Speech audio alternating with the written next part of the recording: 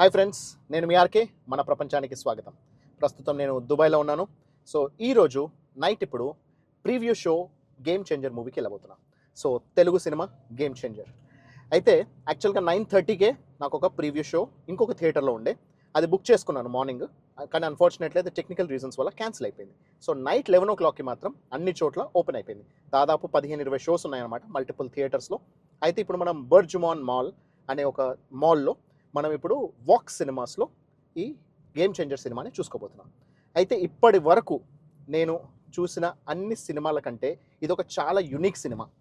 ఎందుకు అనంటే cinema concept గురించి కాదు, ఈ సినిమా పైన జరుగుతున్న నెగటివిటీ ఆర్ ఈ సినిమా పైన జరుగుతున్న రకరకాల ప్రచారాలు. అసలు ఏం జరుగుతుంది, పాజిటివ్ వాళ్ళు పాజిటివ్ వైపు, నెగిటివ్ వాళ్ళు నెగిటివ్ వైపు, అసలు ఎన్ని రకాలుగా అసలు ఈ సినిమాకి చూసినంత డివైడ్ ఒపీనియన్స్ అండ్ డివైడ్ రచ్చ ఇంకెక్కడ చూడలే. ట్విట్టర్ ఓపెన్ చేస్తే చాలు.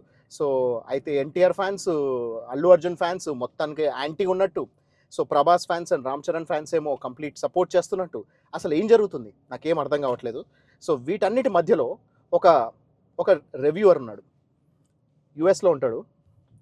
సో నాకు చాలా చాలా చాలా చిరాకు వచ్చింది, అతని గురించి కూడా మాట్లాడదాం. సో ముందైతే ఇప్పుడు నేను ట్రావెలింగ్ చేస్తున్నా. So I'm heading towards the Burjuman mall. So Burjuman మాల్కి వెళ్ళిపోయి ఆ మాల్ ఎలా ఉంది, ఆ తర్వాత వాక్స్ థియేటర్ ఎలా ఉంది, ఆ తర్వాత సినిమా ఎలా ఉంది అనేది చూసుకుందాం. సినిమా చూసిన తర్వాత సినిమా రివ్యూ ఇస్తాను. సో నాకేమనిపించింది అనేది హానెస్ట్ ఒపీనియన్ నేను చెప్తాను. సో చూసిన తర్వాత మాట్లాడదాం. ముంబై సిటీ నెవర్ స్లీప్స్ అంటారు, కానీ దుబాయ్ని చూస్తున్నారా, రాత్రి 11 అవుతుంది. సో అసలు ఏ మాత్రం కూడా మనకి రాత్రి అవుతున్న ఫీలింగ్ లేదు. So it never sleeps. ఇదే బర్జుమాన్ మాల్. సో ఈ మాల్ లోపలికి వెళ్తున్నాము. సో ఇక్కడ మనము వాక్స్ సినిమాస్లో సినిమా చూడబోతున్నాము, గేమ్ చేంజర్. చూసిన తర్వాత చెప్తాను. బర్జుమాన్ మాల్ లోపలికి వచ్చేసాము. ఇక్కడ లెవెల్ 3లో మనకి వాక్స్ సినిమాస్ ఉంది. వాక్స్ సినిమాస్లో టికెట్ తీసేసుకున్నాను. నేను మా ఫ్రెండ్ ఇద్దరం కలిసి వస్తున్నాము. పర్ టికెట్ అరౌండ్ 55 dirhams, అంటే దాదాపు ఒక 1200 రూపీస్ అనుకోవచ్చు అనమాట. ఒక్కొక్కరికి 1200 రూపాయలు. మనకి 50 dirhamsలో కూడా 1100 రూపాయలు కూడా కింద సీట్స్ ఉన్నాయి. సో ఇదేమో మనకి అప్పర్ లెవెల్ అనమాట. సో చూస్తున్నారు కదా, గేమ్ చేంజర్ సినిమా రాత్రి 11 గంటలకి మనకి ప్రీవ్యూ షో ఉంది. సో రాత్రి 11 ఇక్కడ అంటే ఇండియాలో 12:30 అవుతుంది. సో బై ద టైం నాకు సినిమా అయిపోయేసరికి ఇండియా టైం 3:30.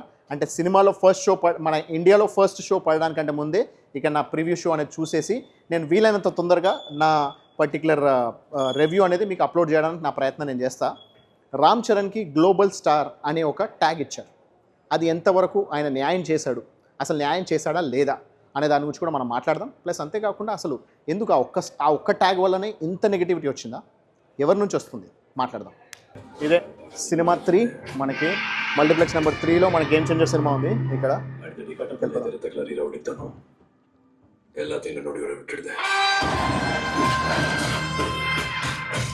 ఇంకా ఇక్కడ మనకి యాడ్స్ వస్తున్నాయి, అది చూడొచ్చు మనకి ఎంతమంది జనాలు ఉన్నారనేది. జనాలు ఎంతమంది ఉన్నారని చూసుకున్నాం మనం ఫస్ట్.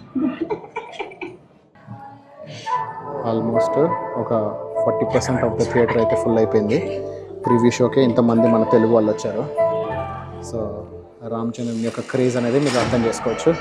ఇంకా ప్రస్తుతానికైతే యాడ్స్ వస్తున్నాయి.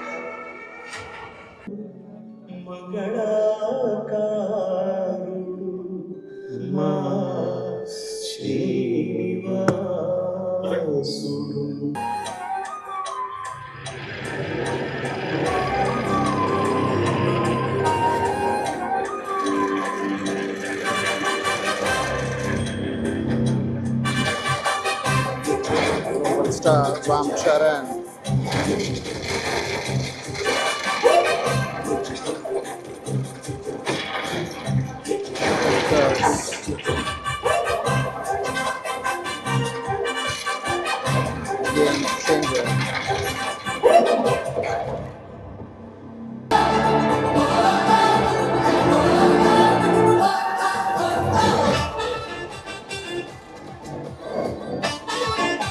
Charan entry, stylish entry.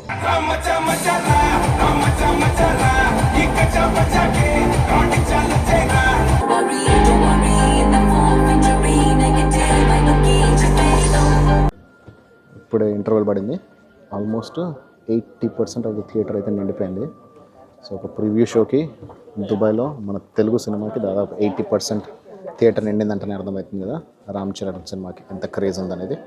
నేను మా ఫ్రెండ్ కలిసి టాప్ రోలో కూర్చున్నాం. చాలామంది ఇప్పుడు ఆల్రెడీ బ్రేక్లో వెళ్ళారు, కానీ అయినా కూడా ఎంతమంది ఉన్నారో చూస్తున్నారు కదా. సో మనకి దుబాయ్లో ఒక్క షో కాదు, దాదాపు 20 షోస్ ఉన్నాయి కదా. అవన్నీ థియేటర్లో ఉంది. ఆల్మోస్ట్ అన్ని థియేటర్స్లో ఉంది. 11 o'clock షోస్ అయితే స్టార్ట్ అవుతున్నాయి. ఈ బర్జుమాన్లో 3 థియేటర్లు. బర్జుమాన్లో 3 థియేటర్స్లో ఈ సినిమా నడుస్తుంది. 11 o'clock చొప్పున 3 షోస్ ఉన్నాయి. ఇప్పుడు ఈ షోనే చూస్తున్నాం కదా, చాలా మంది ఫుల్ అయి ఉంది. సో ఇది ప్రస్తుతానికి ఇక్కడ థియేటర్లో రెస్పాన్స్. అయితే సినిమా ఇప్పటివరకు అయితే సగం సినిమా అయింది. ఇంట్రెస్టింగ్ మూవీ, ఇంటర్వెల్ ట్విస్ట్ కూడా బాగుంది. So will discuss. మాసు నుంచి మాసు పీసి వచ్చనండి.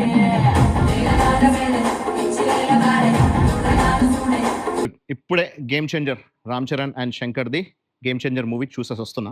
సో చూసారు కదా, ఆల్రెడీ కొన్ని క్లిప్స్ పెట్టాను. ప్లస్ ఇక్కడ జనాలు ఎంత నిండిపోయారో చూసారు కదా. ఆల్మోస్ట్ ఒక 70 to 80% ఆఫ్ ద పీపుల్ అయితే వచ్చారు. అయితే నాకు ముఖ్యంగా నాకు ఈ సినిమాకి ఇంత తొందరగా అర్జెంటుగా మీకు రివ్యూ ఎందుకు ఇవ్వాల్సి అనిపించింది అని అంటే, lot of negativity, lot of criticism. ఎందుకు జరుగుతుందన్నది అర్థం కావట్లా. సో ఖచ్చితంగా ఒక set of audience so divide అయిపోయారు. Allu Arjun and junior NTR fans. ఇటువైపు ఏమో సపోర్ట్గానేమో రామ్ చరణ్కి ఆపోజిట్గా ఉన్నారు వాళ్ళు. రామ్ చరణ్కి సపోర్ట్గానేమో రామ్ చరణ్ అండ్ ప్రభాస్ ఫ్యాన్స్. ఏమవుతుంది, అల్లు అర్జున్ సినిమా పుష్ప 2 అది ప్రభాస్ సినిమాని బీట్ చేసింది కలెక్షన్స్లో. Of course number of walk ins చూసుకుంటే, నెంబర్ ఆఫ్ టికెట్స్ చూసుకుంటే ఇప్పటికీ ప్రభాస్ బాహుబలి 2నే హైయెస్ట్. ఎందుకంటే అది ఒక 7 years బ్యాకే 1800 crores కలెక్ట్ చేసింది. ఇప్పుడు 1900 crores, దాదాపు 1830, 1850, 1900 crores దాకా వెళ్తుందేమో పుష్ప 2. అయితే ఏమవుతుంది, ఒక సినిమా ఇంకో సినిమాని బీట్ చేయాలి. అలా బీట్ చేస్తూ ఉన్నప్పుడే మన తెలుగు సినిమా ఖ్యాతి అనేది ఇంకా పెరుగుతూ ఉంటుంది. అది మనం తెలుసుకోవాలి. సో ప్రభాస్ ఫ్యాన్స్ అల్లు అర్జున్కి ఆపోజిట్ అవ్వాల్సిన అవసరం లేదు.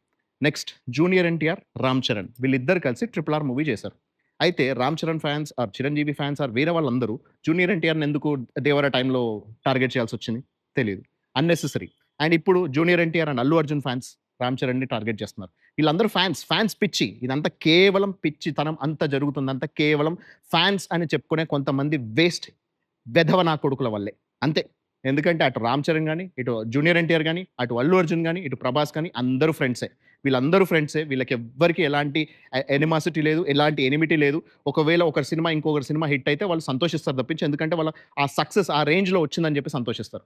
సో పిచ్చోళ్ళు, అరే పిచ్చినాయల్లారా, ఎవర్రా మీరు, ఎవర్రా ఇదంతా.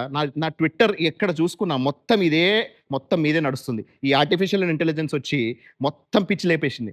ఏదైనా ఒక్క సినిమా, ఏదైనా ఒక దాని గురించి మనం చూసామంటే దాని గురించే మొత్తం మన ఫీడ్ అంతా నిండిపోద్ది. ఆ ఫీడ్ అంతా, నా ఫీడ్ అంతా మీరు ఎదవలు ఎవర్రా మీరు అసలు ఎందుకు ఇంత దరిద్రంగా తయారవుతున్నారు. నెక్స్ట్ ఒకడు బార్బెల్ గాడంట, వాడెవడో సో యుఎస్ నుంచి. సో వాడు ప్రతిదానికి నేను ఈ డబ్బులకి ఇంత $20 పెట్టా, $30 పెట్టా, ఎవడు పెట్టమన్నాడు, ఎవడు చూడమన్నాడు. అన్నిటికీ నెగటివిటీ. ఒక సినిమాని సినిమాలాగా చూడలేరా మీరు? ఒక సినిమా నచ్చితే నచ్చింది, నచ్చలేదు చెప్పండి, అంతే. దాంట్లో ఇది బాలేదు, అది బాలేదు, అసలు నాకు ఈ ట్రైలరే నచ్చలేదు, అది నచ్చలేదు, ఇది నచ్చలేదు. It is a typical Shankar movie. మీకు ఇప్పటిదాకా మీకు ఒక శంకర్ సినిమాలు నచ్చినాయి అంటే, ఇండియన్ 2 పక్కన పెట్టేయండి, ఇప్పటి వరకు మీకు శంకర్ సినిమాలు నచ్చాయంటే ఇది కూడా నచ్చుతుంది. ఒకవేళ నచ్చలేదు అని అంటే, ఇప్పటిదాకా మీకు అలాంటి సినిమాలు నచ్చలేదు, ఇష్టం లేదు అని అంటే చూడకండి. It's up to you. అంతే తప్పించి దాని గురించి నెగటివిటీ ఎవరు మాట్లాడడానికి. Ram Charan definitely stole the show. Superb performance, absolutely no doubt about it. కాకపోతే నాకు ఉన్నది ఒకే ఒక కంప్లైంట్ ఏంటి అని అంటే, 75 కోట్లు ఖర్చు పెట్టి సాంగ్స్ తీశారంట. అవసరం ఏముంది? 4 to 5 సాంగ్స్ ఉన్నాయి. ఆ 4-5 సాంగ్స్కి 75 కోట్లు ఖర్చు కనబడుతుందేమో స్క్రీన్ పైన, కానీ అవసరం లేదు. మహా అయితే దాంట్లో 10%, 7 to 7.5 crores కూడా అంతే రిచ్గా తీయొచ్చు. కొన్ని రకాల స్పెషల్ ఎఫెక్ట్స్, కొన్ని రకరకాల చోట్లకి వెళ్ళారు, అవసరం లేదు. సో ఒక సినిమా బడ్జెట్ని ఎంతవరకు వీలైతే అంతవరకు మీరు కుదిర్చి, సో ఆ సినిమాని మీరు సినిమాగా ప్రజెంట్ చేసి ఉండుంటే 450 crores బడ్జెట్ అయ్యేది కాదు. 3 years పాటు తీయాల్సిన అవసరం లేదు. So it is a good masala commercial entertainer and it has a lot of meaning. And అంతేకాకుండా ఎలా ఉండాలి అని చెప్పేసి, సో ఒకప్పుడు మనం నాయకుడు సినిమా చూసాము, ప్లస్ ఈ రకరకాల శంకర్ సినిమాలు చూసాం, బాగుందని ఎంజాయ్ చేసాం. సో దాంట్లో కొన్ని ఈ ట్రైలర్ చూసి ఇది రీమిక్స్ అని అవన్నీ సినిమాలు కలిపి చేశారనే ఉద్దేశంలో చెప్తున్నారు. సో అలా లేదు, కానీ డిఫరెంట్గా ఉన్నా సరే. సో నాకు అనిపించింది ప్రొడక్షన్ డెఫినెట్లీ ప్రొడక్షన్ వాల్యూస్ అనేది ఎంత బాగున్నా సరే production is the biggest issue here. So ఇంత పెద్ద అమౌంట్, ఇంత పెద్ద ఖర్చు పెట్టడం అనేది బిగ్గెస్ట్ బ్లండర్. ఆ బ్లండర్ కనుక ఒకవేళ చేయకపోయిన ఉంటే దీన్ని లోవర్ బడ్జెట్లో తీసుకొని వచ్చి లోవర్ బడ్జెట్లోనే సినిమాలో దీన్ని వాళ్ళు ప్రజెంట్ చేసి ఉంటే ఖచ్చితంగా బ్లాక్ బస్టర్ హిట్ అయ్యేది. సో కేవలం ప్రొడక్షన్ ఫెయిల్ అయింది ఇక్కడ. సో అది ఎవరి మిస్టేక్ అనేది నాకు తెలియదు. సో డైరెక్టర్ చేశాడా, ప్రొడ్యూసర్ చేశాడా, ఓవర్కే వెళ్ళిపోయారనేది తెలియదు. But anyways it's a good movie. So చూడాలనుకునే వాళ్ళు one time definitely watchable movie. So ఎలాంటి నెగటివిటీ లేదు. సో నాకైతే బాగా నచ్చింది. మీరు చూడదలుచుకుంటే చూడండి, లేకపోతే లేదు.